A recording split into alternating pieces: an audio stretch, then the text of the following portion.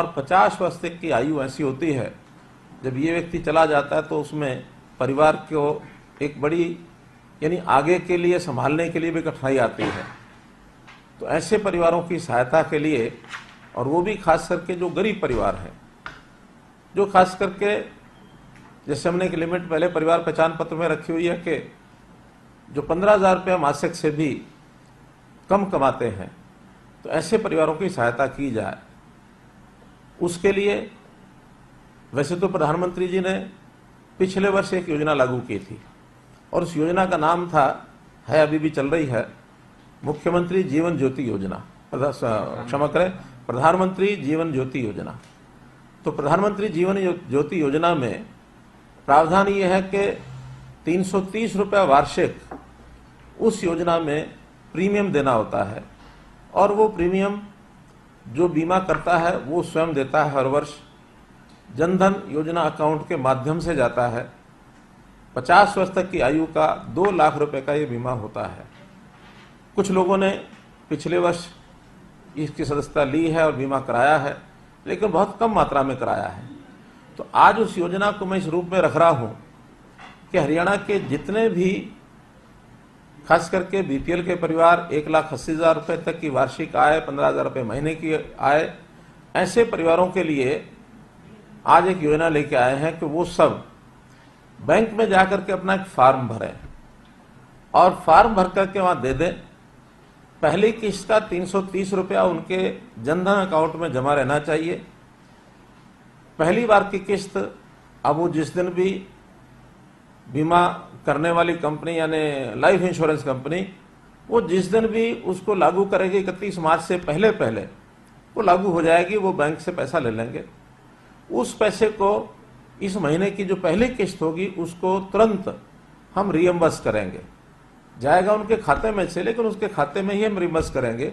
और आगे लगातार 50 वर्ष तक की आयु तक वो पैसा सरकार अपने पास से देगी, ताकि किसी भी कारण से, बीमारी से, कोविड से, दुर्घटना से, किसी भी कारण से व्यक्ति की मृत्यु होती है तो 2 लाख रुपए उसको तुरंत मिल जाए। तो ये 2 लाख रुपए का प्रीमियम हर साल का ये सरकार भरेगी। इसकी योजना आज हम घोषित कर रहे हैं। अब ये संख्या अभी अनुमान से ही कह सकते हैं कि 18 वर्ष से 50 वर्ष तक कुल ये संख्या जाकर के 50 लाख से ऊपर बैठेगी जो बीपीएल के परिवार हैं। तो ऐसे सब 50 लाख परिवारों का आज से ये बीमा की राशि सरकार देगी और उनको 2 लाख रुपए की राशि इस किसी भी कारण से मृत्यु होती है तो उनको मिलेगी। अब प्रश्न ये होता है कि जो अभी तक जिन्होंने फार्म नहीं भरे हैं, तो हमने ये विचार किया है कि इस वर्ष की ये जो दूसरी लहर है ये मार्च में शुरू हुई थी, तो 1 मार्च से लेकर और इस समय ये फार्म भरने के दिन चल रहे हैं 31 मई तक ये फार्म भरे जाएंगे। 31 मई तक जो भी व्यक्ति किसी भी कारण से उसने फार्म नहीं भरा होगा, ऐसे सब परिवारों के, ऐसे सब सदस्यों को अगर कोविड के कारण से वो हमारे बीच में नहीं रहे तो उनको 2 लाख रुपया सरकार की ओर से दिया जाएगा। तो इस प्रकार से ये सहायता गरीब परिवारों की 2 लाख रुपए के हिसाब से, ऐसे अभी तक लगभग 800 से 900 के बीच में ऐसी मृत्यु हुई है। भगवान न करे ऐसे आगे किसी की डेथ हो, लेकिन फिर भी 31 मार्च से पहले, 31 मई से पहले या तो वो फार्म भर देंगे, इंश्योर्ड हो जाएंगे, उनको कंपनी की ओर से 2 लाख मिल जाएगा, उसकी राशि सरकार देगी। किसी कारण से 31 मई तक भी वो फार्म नहीं भर पाते हैं तो वो 2 लाख रुपए सरकार अपनी ओर से देगी। इस योजना का 31 मई के बाद जिन्होंने फार्म भरा है उनको पैसा कंपनी की ओर से मिलेगा। लेकिन हम ऐसा प्रबंध करेंगे कि हर व्यक्ति 18 वर्ष से 50 वर्ष तक का ये फार्म अवश्य भर दे जाकर के बैंक में दे आए। बहुत सरल फार्म है, बैंक में देने से वो 330 रुपया हर साल ये सरकार उसमें से पे करेगी। एक योजना ये हमने बतानी थी, क्योंकि मेरा मानना ऐसा है कि हम हर किसी के लिए दवा भी कर सकते हैं, दुआ भी कर सकते हैं, लेकिन दिलासा देना भी आवश्यक है। तो ये बहुत छोटी मात्रा में दिलासा देने की काम हमने किया है। अन्य प्रकार की भी सहायताएं जो पहले हम देते हैं वो हम लगातार जारी रखेंगे। किसी भी परिवार को कष्ट ना आए ये हम देंगे। इससे पहले भी 3 स्कीमें हमने जो घोषणा की है उसको मैं फिर याद करा देता हूं कि एक तो जो लोग कोविड पेशेंट हैं और एडमिशन उन्होंने नहीं लिया, हरियाणा के बीपीएल के लोग 1,80,000 रुपये तक की राशि कमाने वाले लोग, उनको लमसम 5,000 रुपये मिलेगा। हरियाणा के जो लोग प्राइवेट हॉस्पिटल्स में एडमिशन लेते हैं उन सबका 1 लाख रुपया प्रतिदिन प्रति बेड 7 दिन तक एक पेशेंट के लिए वो सरकार रिइंबर्स करेगी अस्पतालों को। और ये जो बिल उनके हमने राशि तय की है 18,000 रुपया, 8,000 से लेकर 18,000 रुपये तक जो उनको बिल पे करना पड़ता है, उसमें 5,000 रुपया प्रतिदिन के हिसाब से मैक्सिमम 7 दिन तक 35,000 रुपया ये उन बीपीएल परिवारों के लिए ये सरकार रिइंबर्स करेगी अस्पतालों को। इसी के साथ दूसरा जुड़ा विषय है वो है प्राइवेट अस्पतालों का। प्राइवेट अस्पतालों में इलाज के अंदर बहुत बड़ा योगदान वो कर रहे हैं, क्योंकि केवल सरकार की व्यवस्था से इतने सब मरीजों का शायद इलाज करना संभव नहीं था। अभी तक जैसे हमारे पास 17,000 बेड्स हैं ऑक्सीजन के, जिसमें आज 13,500 पेशेंट्स दाखिल हैं, और मैं अगर इसमें मोटा हिसाब लगाता हूं तो सरकारी योगदान इसमें 40% है, प्राइवेट अस्पतालों का योगदान इसमें 60% है। तो ऐसा ये योगदान 60% का एक बहुत बड़ा योगदान प्राइवेट अस्पतालों का है। लेकिन वहीं दूसरी बात यह है कि प्राइवेट अस्पताल इस समय, बहुत अस्पताल तो बहुत अच्छा काम कर रहे हैं, उनकी हम प्रशंसा करते हैं, लेकिन कुछ एक अस्पताल मजबूरी का लाभ उठाकर और वो अनाप शनाप चार्जेस करते हैं। अब ये अनाप शनाप चार्जेस बहुत लोग ऐसे हैं जो सहन नहीं कर सकते हैं। हमने उसके लिए रेट लिस्ट ये भी घोषित की है, जो मैंने बताया 8,000 से लेकर और 18,000 रुपये तक अलग अलग प्रकार के रेट उनके लिए तय किए हैं। उससे ज़्यादा पैसा अगर कोई अस्पताल लेता पाया गया तो हम उनके खिलाफ कार्रवाई करेंगे, और कार्रवाई करने में उनके खिलाफ जो एक प्रकार की क्रिमिनल कार्रवाई है ये, वो तो होगी होगी। आगे के लिए अगर कोई ऐसा पाया जाएगा तो हमें चाहे उसको मना करना पड़े कि आगे अब जितने पेशेंट्स हैं उनको लेना बंद कर दे, और जो पेशेंट्स वहाँ एडमिट हैं उनको हम दूसरे अस्पतालों में ले जाएंगे, इनको ऑक्सीजन देना भी बंद कर देंगे, और अगर आवश्यकता हमको लगी तो उसके खिलाफ डी रजिस्ट्रेशन की कार्रवाई भी हम कर सकते हैं। लेकिन ये बहुत सख्त निर्देश दिए गए हैं उनको कि हम जो रेट्स तय हैं उससे ज़्यादा पैसा वो बिल्कुल न लें। इसी प्रकार से हमने एम्बुलेंसेज के भी सब जगह के रेट तय कराए हैं, ताकि कोई गरीब आदमी जो इसमें पिसता है वो इसमें पिसे नहीं। इस प्रकार का एक निर्देश उनको दिया गया है, इसका सख्ती से पालन करें, ऐसा एक विचार मैंने पहले भी बताया, आज भी बता रहा हूँ कि प्रधानमंत्री जीवन ज्योति योजना का मैंने अभी बैंक से फार्म मंगवाया है। बहुत सिंपल 1 पेज का फार्म है, इसको हम छपवा करके अपने जिलों में डिप्टी कमिश्नर्स के माध्यम से जनता को उपलब्ध कराएंगे, और जल्दी ये 2 दिन के अंदर फार्म डिस्ट्रीब्यूट हो जाएंगे। उनको केवल इसको भरना है, भर करके बहुत सामान्य जानकारियां लेकर और बैंक में अपने जनधन अकाउंट के साथ जिस बैंक में है उस बैंक में जाके जमा कराना है। जमा कराते ही वो इंश्योर्ड हो जाएंगे। 2 लाख रुपया अगर कोई कंटीजेंसी होती है, ऐसी कोई स्थिति पैदा होती है, तो उनको 2 लाख रुपया तुरंत बैंक में जमा हो जाएगा। तीसरा एक विषय है ऑक्सीजन की डिलीवरी। ये ऑक्सीजन की डिलीवरी हम जो घर घर में आवश्यकता एक पेशेंट को पड़ती है, डॉक्टर्स की रिकमेंडेशन के ऊपर इनकी रजिस्ट्रेशन के लिए हमने कहा है कि वो लोग रजिस्टर कराएं अपने आप को। और अभी तक जो जानकारी है www.oxygenhry.in, तो इस प्रकार से इस वेबसाइट के ऊपर ये प्रावधान किया गया है। 6,000 लोगों ने इस समय तक उसमें अपने आप को रजिस्टर किया है, जिसमें से लगभग 250 लोगों के घरों में ऑक्सीजन कल तक पहुंच गई है। आज 847 लोग ऐसे हैं जिनकी डिलीवरी आज की गई है, तो ऐसा लगभग ये 3700 लोगों को दी जा चुकी है। कुछ ऐसे केसेस हैं जिसमें उन्होंने डॉक्टर की पर्ची अपनी नहीं लगाई है। कुछ लोगों के पास सिलेंडर्स नहीं है, उनको सिलेंडर उपलब्ध कराने के लिए कहा है। हमने हर एक जिले में ये भी कहा है कि ऑक्सीजन कंसंट्रेटर्स इनका एक बैंक बनाएंगे। अभी प्रारंभ में 10 से लेकर के 25 कंसंट्रेटर का बैंक होगा, ताकि किसी के पास सिलेंडर नहीं है तो उनको लोन पर कंसंट्रेटर दिया जाएगा। आवश्यकता जब तक है तब तक रखेंगे, उसके बाद वापस जमा कराएंगे। तो ऐसे ऑक्सीजन का ये बैंक, इसमें जैसे हमारे पास उपलब्ध हो जाएंगे ऑक्सीजन कंसंट्रेटर्स, उसमें ज़्यादा भी संख्या इन बैंक्स की बढ़ाई जा सकती है। कुछ संस्थाएं भी बैंक्स बना रही हैं, उनको भी मैं चाहता हूं कि और अधिक संख्या में इन बैंक्स को और वो आगे बढ़ा करके लेकर के जाएं।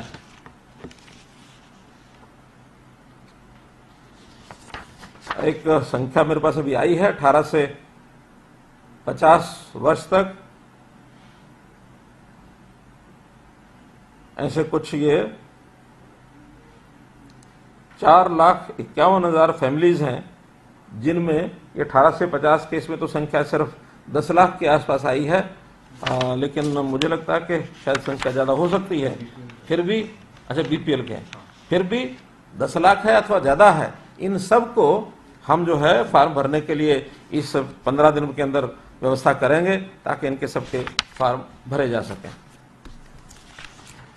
मित्रों, मुझे अपनी ओर से इतनी विषय आपके सामने रखना था। अब एक अपील आपके सामने जरूर मैं रखना चाहूँगा कि जैसा आज डिप्टी कमिश्नर से मेरी बातचीत हुई है कि ग्रामीण क्षेत्र के अंदर थोड़ा इसका प्रभाव दिखने लगा है, बल्कि कहीं कहीं तो ज़्यादा दिखने लगा है। हमने वहाँ हॉटस्पॉट्स इसकी पहचान कराई है, तो जितने हॉटस्पॉट्स हैं लगभग 1000, जहाँ ज़्यादा केसेस आ रहे हैं संख्या में उस पर या जहाँ मृत्यु ज़्यादा हुई है, ऐसे सब स्थानों पर प्राथमिकता में लगभग 1000 ये आज और कल के अंदर सब व्यवस्थाएं वहाँ कंप्लीट हो जाएंगी। 15 तारीख परसों सुबह से जो फील्ड के लोग हैं वो घर घर जाके सर्वे करना शुरू करेंगे और वहाँ जो कैंप्स बनेंगे, आइसोलेशन जो सेंटर्स होंगे, उन सेंटर्स के अंदर अलग से टीम होगी। वो टीम वहाँ बैठ करके ऐसे लोगों का जो प्रारंभिक उपचार है वो करेंगे। जो उसमें मॉडरेट और सीवियर जो पेशेंट्स मिलेंगे उनको पीएचसी, सीएचसी अथवा हॉस्पिटल्स में वहाँ डाइवर्ट करेंगे। और अगर हमारे सिविल हॉस्पिटल्स में अगर आवश्यकता होने पर वहाँ बेड्स अगर कम रहे तो उनको प्राइवेट हॉस्पिटल्स के अंदर रेफर करेंगे। और आयुष्मान भारत का जो हमारे सिस्टम है, स्कीम है, उस स्कीम में उनका वहाँ इलाज होगा। तो ये एक बहुत नीचे तक की तैयारी हमारी हो गई है। सभी डीसीज ने यकीन दिलाया है कि हम कल सायंकाल तक इस व्यवस्था को करके परसों सुबह से हम काम करेंगे। तो इसमें मेरा सबसे कहना यह है कि ये काम केवल सरकारी व्यवस्था से नहीं, तो इसमें बाकी लोग भी जो जो इसमें सहयोग कर सकते हैं, व्यवस्थाओं में बहुत सहयोग करने पड़ते हैं, क्योंकि वहाँ पर जो सेंटर बनेंगे आइसोलेशन के, वहाँ इंफ्रास्ट्रक्चर है, वहाँ बेड्स हैं, वहाँ बिस्तर है, चादरें हैं, वहाँ भोजन की व्यवस्था है, वहाँ पानी की व्यवस्था है, जो भी व्यवस्थाएं वहाँ, और कहीं ना कहीं जो शौचालय टेम्परेरी बनाने पड़ेंगे वो डिपार्टमेंट्स उसमें लग गए हैं, वो सब बना रहे हैं। तो ऐसी ये बड़ी यानी 8000 आइसोलेशन सेंटर बनाने तक ये हमारे योजना में है। अगर ये आगे बढ़ाने की आवश्यकता पड़ी तो हम बढ़ाएंगे। कल 1000 शुरू हो जाएंगे। तो इस प्रकार की सारी व्यवस्था की गई है।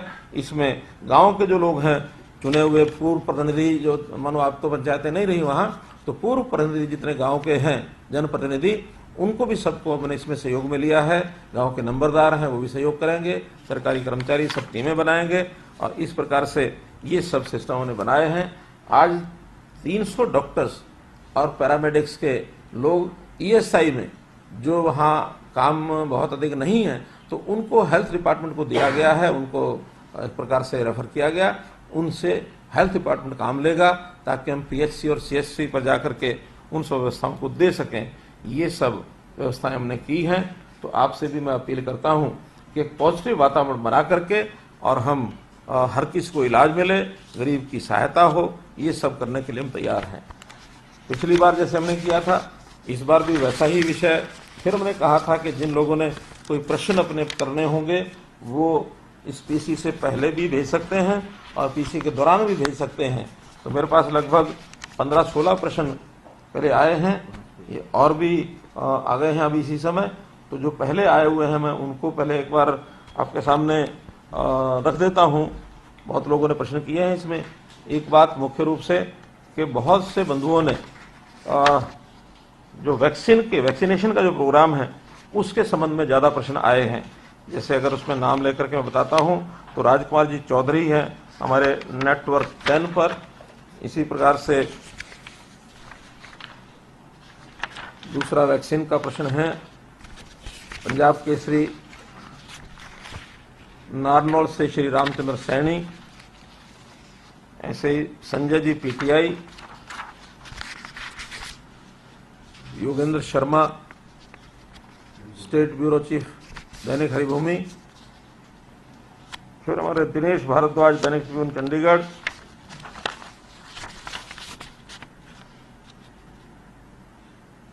Kumar Ramesh, V news Chandigarh. तो ऐसे 5-6 प्रश्न वैक्सीन के हैं। उस संबंध में मैं एक जो जानकारी है वैक्सीन की वो सबको बता देता हूँ, उसी में सबके उत्तर आ जाएंगे।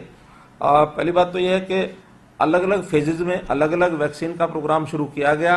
पहले 60 वर्ष से ऊपर के, फिर 45 से 60 जो क्या बोलते हैं कोमोर्बिडिटीज, उनका शुरू किया गया। फिर 45 से 60 नॉन कोमोर्बिडिटीज का शुरू किया गया। फिर 18 से लेकर के 45 तक इनको शुरू किया गया। अलग अलग फेज पर ये शुरू हुआ है। गवर्नमेंट का सिस्टम अलग, प्राइवेट का सिस्टम अलग। इसमें भी चूँकि प्राइवेट के लोग पैसा खर्च करके लेकर के आते थे, वो खर्च करके ही लगाते थे, तो फर्स्ट डोज का अपने अपने हिसाब से सबने चलाया है। अब जब से 18 से 45 शुरू हुआ है, तब से वैक्सीन की इंजेक्शन की जितनी क्वांटिटी हमको मिलनी चाहिए थी, हमने 50 लाख कोवैक्सीन का जो पहले ऑर्डर दिया था, उसमें से मात्र भी 6 लाख हमको मिली हैं। 3-3 लाख करके अलग अलग बैचेज में ये आ रही है। तो उसके अंदर 2 कंपनियों का, कोवैक्सीन और कोविशील्ड, ये 2 कंपनियों के वैक्सीन के टीके हमको मिल रहे हैं। जितने मिल रहे हैं उनको हम लगा रहे हैं।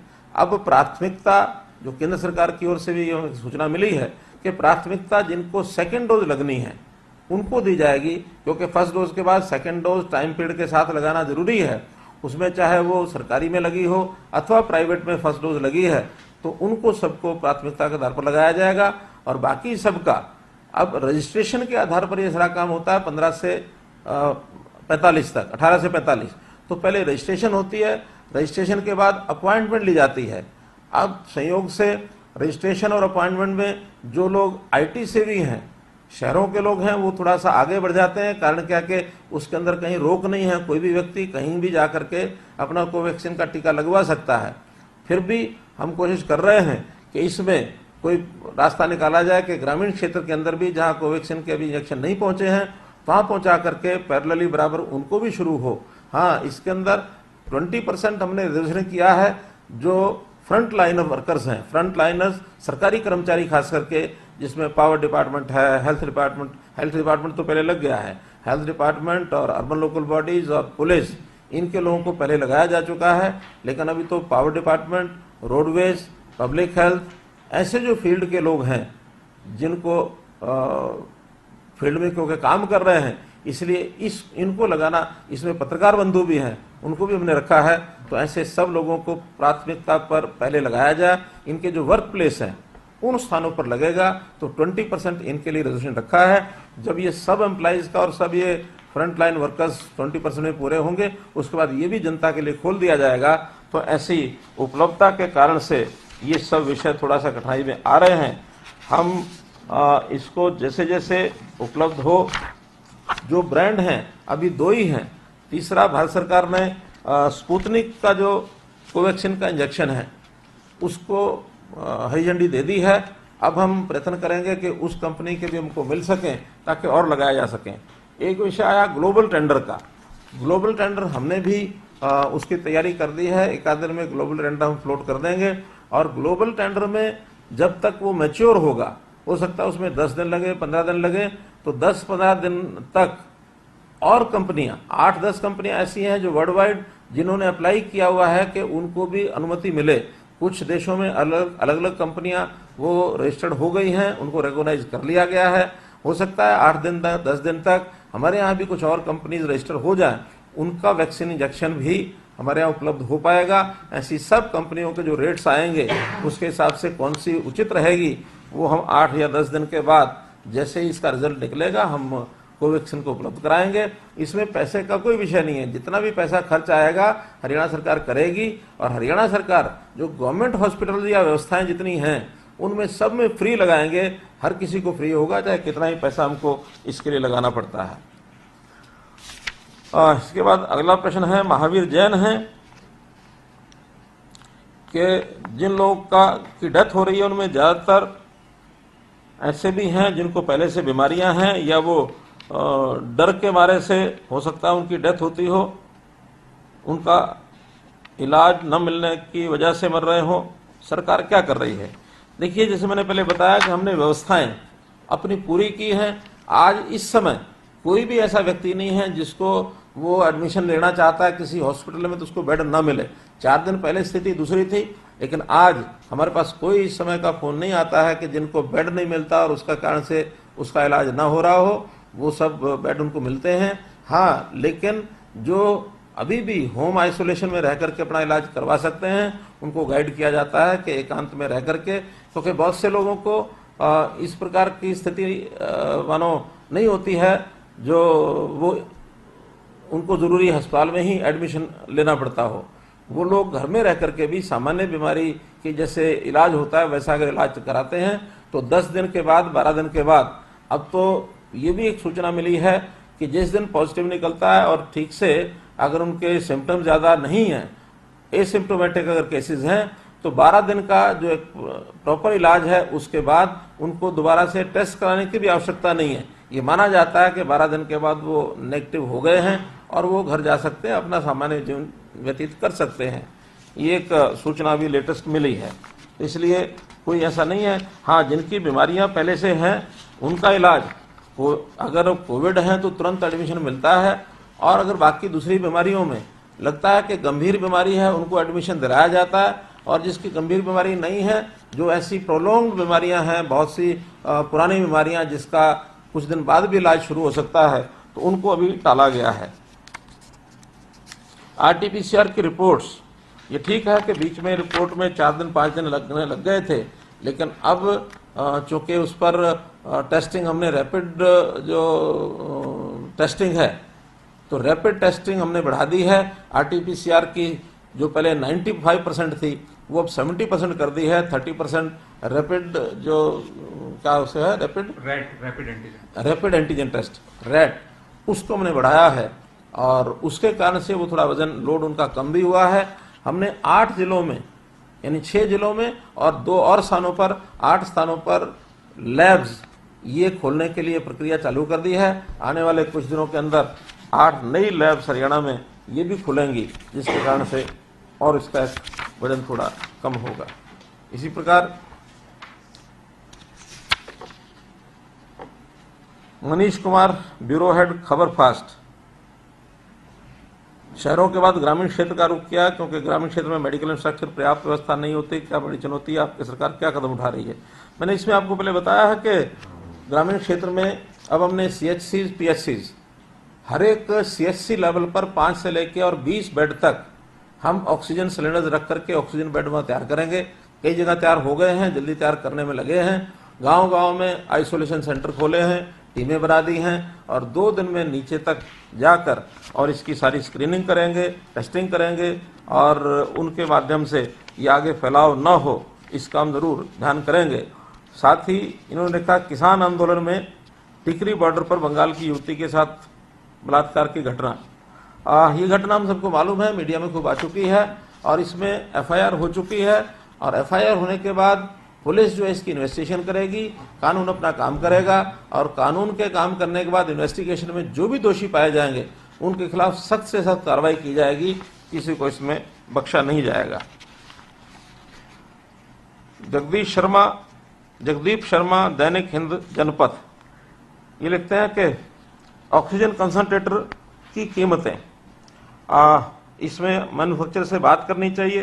ये बात ठीक है कि मैन्युफैक्चरर से बात करनी चाहिए, लेकिन वस्तुस्थिति अभी यह है कि ये सारे कंसंट्रेटर्स ये सब बाहर बनते हैं, अभी अपने यहाँ बहुत कम इसका निर्माण हो रहा है और सब लोग इंपोर्ट कर रहे हैं। हमने अब वहाँ जो के मैन्युफैक्चरर्स हैं उनसे बात करना कोई इतना आसान नहीं है, सरल भी नहीं है, और आज जो कि डिमांड इतनी ज़्यादा है इसलिए हमारी उसको बात को मानेगा ऐसा मुझे लगता नहीं है। फिर भी जो फैक्ट्री रेट्स हैं, जो कंट्रोल्ड रेट्स हैं, उन रेट्स पर अगर प्राइवेट लोगों को चाहिए तो उनको उपलब्ध हो सके, और सरकार जहाँ जहाँ मंगा करके लोगों को डिस्ट्रीब्यूट कर सकेगी, अपने हॉस्पिटल्स में, डिस्पेंसरीज में जहाँ व्यवस्था कर सकेगी वो कर रही है। इस CSR में कुछ लोग लेकर के आ रहे हैं, तो उसमें 2 निर्णय, एक निर्णय तो केंद्र सरकार ने किया है कि जो ऐसा सामान बाहर से संस्थाएं मंगवाती हैं, या बाहर जो हमारे जो हितैषी लोग बैठे हैं, भारतवर्ष के लोग ऐसे हैं, डायस्पोरा के जो लोग हैं, एसोसिएशंस हैं, वो खरीद करके हमारे यहाँ भेजती हैं, तो एक तो IGST जो केंद्र सरकार की ओर से लगाया जाता है वो केंद्र सरकार ने फ्री कर दिया है। ऐसे इंपोर्ट ड्यूटी इसको भी खत्म कर दिया है। जो कोविड के साथ जुड़ी हुई ऐसे जितने भी इंस्ट्रूमेंट्स हैं, खास करके ऑक्सीजन को उपलब्धता बढ़ाने के नाते से जो किए गए हैं, इन सब के ऊपर इंपोर्ट ड्यूटी और IGST केंद्र सरकार ने समाप्त कर दिया है। आज ही हमने निर्णय किया है कि अगर अपने यहाँ भी अपने देश की कोई बनी हुई चीज या कोई चीज जो रीसेल में यहाँ हरियाणा सरकार को लेनी पड़ती है, हरियाणा सरकार को जो डोनेट करते हैं और ऑक्सीजन से जुड़े हुए विषय हैं, ऐसे सब इंस्ट्रूमेंट्स के ऊपर GST रीइंबर्स करेंगे हम। उस GST रीइंबर्समेंट में 50% तो हरियाणा स्टेट का ही अपना SGST जिसको कहते हैं शेयर है, वो तो वापस करेंगे ही। साथ में जो भारत सरकार का उसमें हिस्सा होता है 50% CGST, वो भी हम रीइंबर्स करेंगे और भारत सरकार से निवेदन करेंगे कि वो CGST जो हम रीइंबर्स करेंगे वो भारत सरकार को हमको ग्रांट के रूप में मिल जाए। ये भी हम आज उनको पत्र लिखने वाले हैं ताकि ये वजन जो है हमारे ऊपर न पड़े।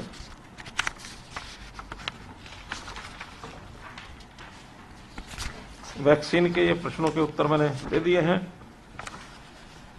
दिनेश भारद्वाज ने लिखा है कि पानीपत और हिसार में 500 बेड के हॉस्पिटल की बात कई दिनों से हो रही है। ये ठीक बात है। 16 तारीख को पानीपत का 300 बेड का हॉस्पिटल चालू हो जाएगा और इसी प्रकार हिसार में भी इसके 2 हिस्से हैं। एक स्कूल की बिल्डिंग में वो लगभग तैयार है, वो एक आध दिन में शुरू होगा। उसके बाद जो टेंट लगा करके और जो टेम्परेरी बनाया जाता है वो भी 16 या 17 में जाके शुरू होगा।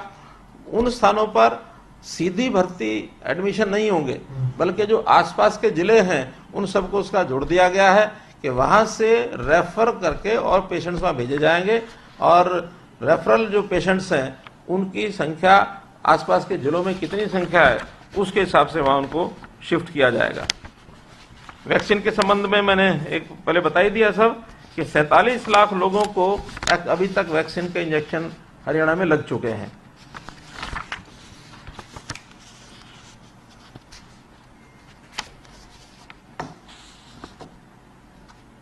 अभिषेक तक्षक PTC न्यूज, इनका भी मैंने पहले जवाब दिया ही है। इन्होंने लिखा है कि कोरोना का इलाज कर रहे लोगों से जान बचाने के लिए खूब राशि प्राइवेट निजी अस्पतालों द्वारा ली जा रही है। गरीब और लाचार के साथ साथ आम आदमी के लिए निजी अस्पताल में इलाज कराना मुश्किल है।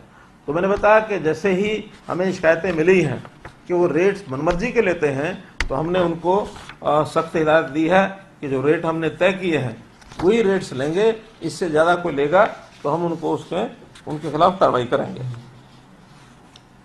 विपिन परमार, इंडिया न्यूज, हरियाणा ने संक्रमण को रोकने के लिए जो मैकेनिज्म तैयार किया वो काम कर रहा है, पर अब चिंता गांव में बढ़ रहे संक्रमण की है। इसको लेकर सरकार किस तरह आगे बढ़ रही है, मैंने इस विषय में बता दिया है कि गांव की व्यवस्था हम ठीक से कर रहे हैं।